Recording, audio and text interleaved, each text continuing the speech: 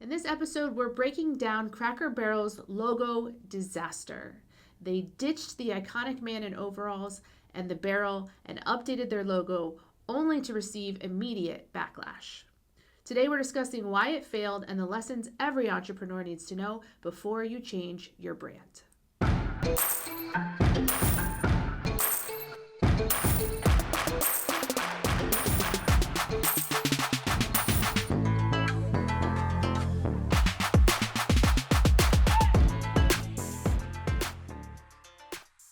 Hey, lady bosses, are you working even after putting the kids to bed but still not getting results? Are you tired of spending money on ads that aren't getting engagement? Do you feel burdened that you aren't fulfilling your purpose in life because you are so consumed with work?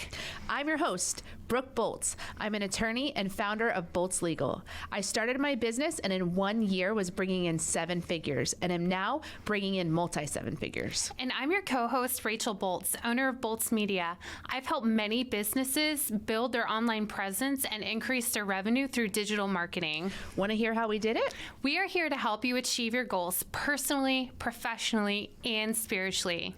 So kick off your high heels, sit back, and let's ignite that passion. We're Ms Biz, where we're putting the Miss in biz. Let's get biz done. Cracker Barrel hired a company called Profit, which is a San Francisco-based design firm, several months prior to launching their logo to refresh their brand. The goal was to modernize the logo and restaurants to make it cleaner, more streamlined, and more contemporary. But in August of 2025, when the new logo dropped, chaos ensued. It was all over social media. People were so upset that the classic man in overalls was gone and the barrel icon was removed, which is what everyone recognized. And instead, there was a simplified outline of the barrel with a sleeker word mark. At the same time, 4 of their 660 locations were redesigned with a modern look, mostly white interiors, minimalist decor, and fewer of those quirky knickknacks that make Cracker Barrel feel like Cracker Barrel.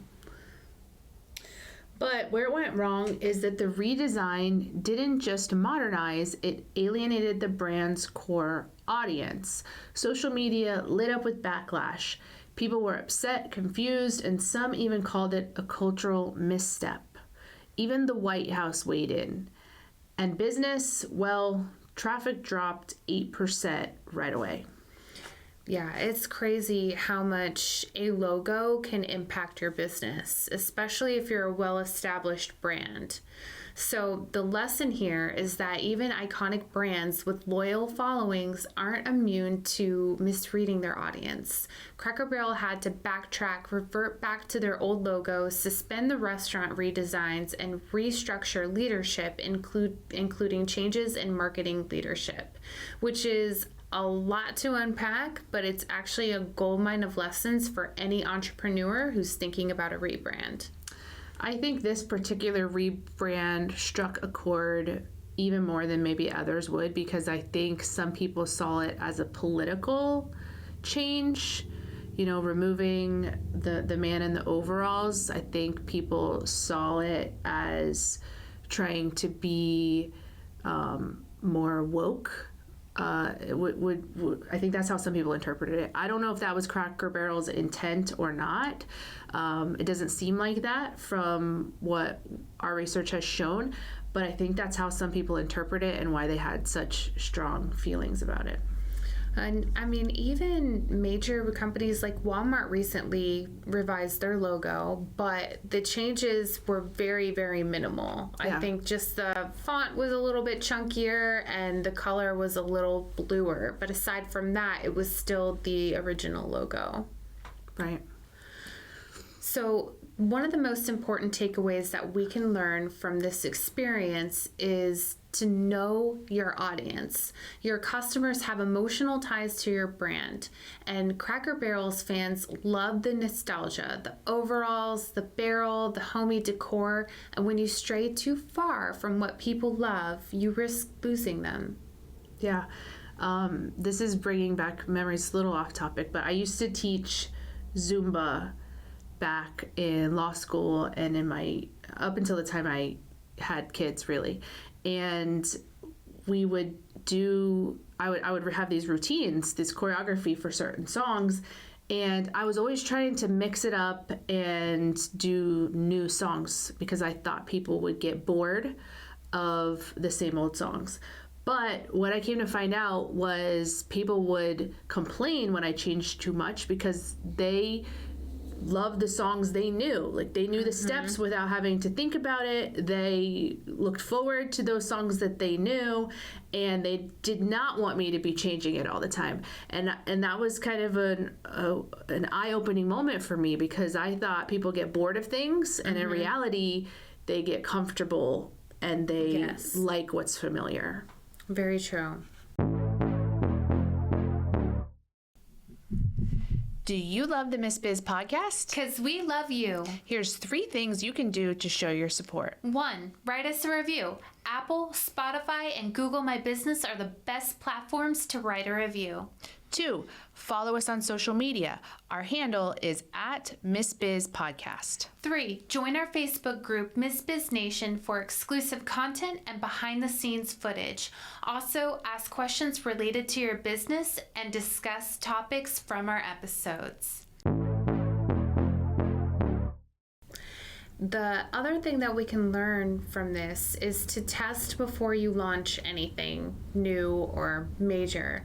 So you can use focus groups, surveys, even a soft rollout that can catch potential backlash before it goes viral.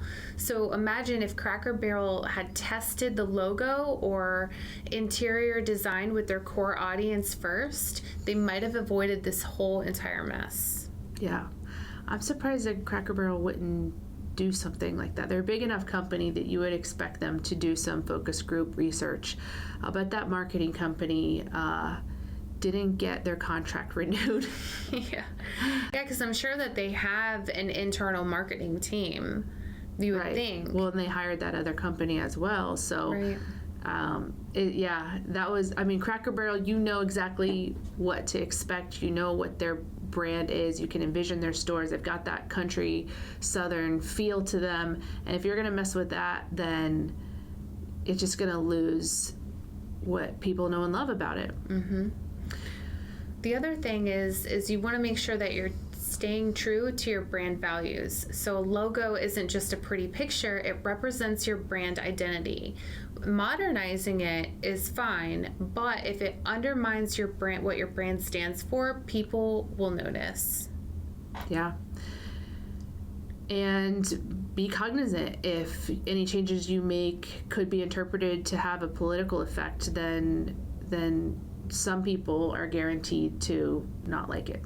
Absolutely. And even if they don't, even if your intentions aren't to have like a political impact, still be looking from other people's perspective, like what might other people see that I'm not seeing, and try to have like a group discussion, like a mastermind about it, to where you can discuss anything potentially that could go wrong with it. Yeah. I had a friend who was working on a logo for a new company, and she has Danish roots or Viking roots, and so she wanted to do something with the Viking helmet, but she also is a woman, so she kind of wanted it to be feminine, and so she was putting together these really cool designs that had these horns, and sending it to a group of friends to be kind of her focus group and give us the feedback. And one of our friends said, it feels like, who's that Disney character, Aurora's, it's the movie with Angelina Jolie is... Maleficent. Maleficent. She goes, it's giving Maleficent vibes. And after she said that, that's all I could see. Before that, I didn't see that, but she saw Maleficent in it, and our friend ended up changing the logo entirely, because she's like, well, if you see Maleficent, other people are going to see Maleficent, and that's not what I'm going for. So you just that focus group is so important because they see things that you never even would have thought of. Yeah. And if you do make a change, explain why you're making that change. Bring your audience along for the ride. People are more likely to accept changes when they understand the reasoning behind it. Yeah. I think even if you involve them in the change, like I've seen certain brands who will do a vote of their audience. Which color do you like the best? Or which logo do you like the best? Or something like that, so that people feel like they're part of the process, part of the decision making, and then when the change comes, even if it wasn't what they voted for, they still appreciate that that's what the majority liked. Yeah. Well, they felt like they were part of the process, and that's the whole thing. They're not excluded, they're included. You also want to avoid overhauling everything at once. So one of the major downfalls that Cracker Barrel had was they changed both their logo and the restaurant at the same time. So sometimes incremental updates are safer, where you can make small tweaks over time and allow your audiences to adjust. And then be ready to pivot. Even the best laid plans can go sideways, so having a contingency plan for backlash is ideal. Cracker Barrel had to move fast to reverse its course, and while they will recover, the damage to traffic and reputation was real. Yeah, people were very, very upset for days until they reverted it back. Finding guests for a podcast can be difficult sometimes, so Brooke and I wanted to let you guys know that we are available to appear on your podcast. We also enjoy speaking at events, so if you have an event coming up, these jingles can go on the road. Simply go to msbiz.com/contact, and in the subject line, write podcast guest or event speaker, and we'll reach out to you to further coordinate. And even then, they were still talking about it. So what we're going to talk about next is some tips to consider when you're thinking about a rebrand. So if you're thinking about a rebrand, here's how to do it thoughtfully.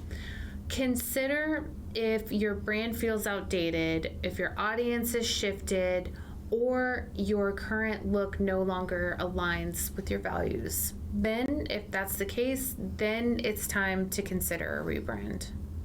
When not to rebrand, though, is when your customers love your current look, or you're riding on strong momentum, or a redesign won't add real value. You want to make sure that you audit your brand as well, understand what's working, what isn't, and what your audience loves, because you don't want to fix something that's not broken. Yeah.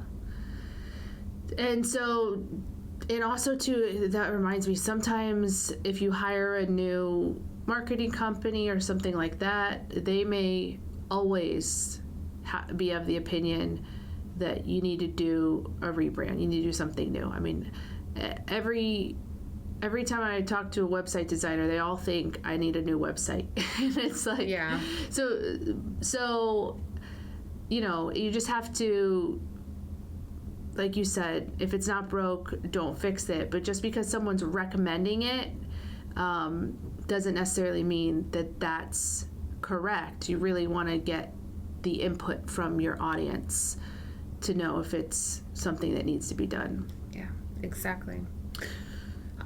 Also, work with professionals, but stay aligned with your brand's core identity. I see a lot of mistakes where business owners who do not have graphic art experience will try to do their own logos, and it doesn't look eye-catching at all. So definitely make sure, if you are doing a rebrand, that if you're investing all this time and effort and energy into it, hire somebody to do it for you who is experienced and can do this, you know, for you effortlessly and do a better job as well. Also, do a soft launch and then gather feedback. So test the rebrand concepts in small areas and then listen to the audience and tweak things as needed. And after you've tested it, you've done your soft launch, then launch with confidence, having learned from those tests. Cracker Barrel shows us that even big brands can make mistakes, but you can avoid their mistakes by thinking strategically and putting your audience first. So just remember that rebranding can be really powerful, but it's not just about looking modern or trendy. It's about honoring what your customers love, staying true to your values, and testing before you make big moves. So a misstep can cost a lot of traffic, loyalty, and even your brand's reputation. But with careful planning and a thoughtful approach, your brand can breathe new life into your business without losing the people who love you the most. And if you're thinking about refreshing your brand, our team at Bolts Media would love to meet with you to evaluate your audience and see what they treasure most about you and let that guide your decision. We can be reached at www.boltsmedia.com. We appreciate you and are honored to be on this journey with you. We can't wait to help you, to encourage you, and show you how to grow personally, professionally, and spiritually. If you found Ms Biz helpful, please leave a review and share with others. You can follow us on social media at Ms Biz Podcast. For legal questions or services, please visit boltslegal.com. And for digital marketing needs, please visit boltsmedia.com. Let's get biz done.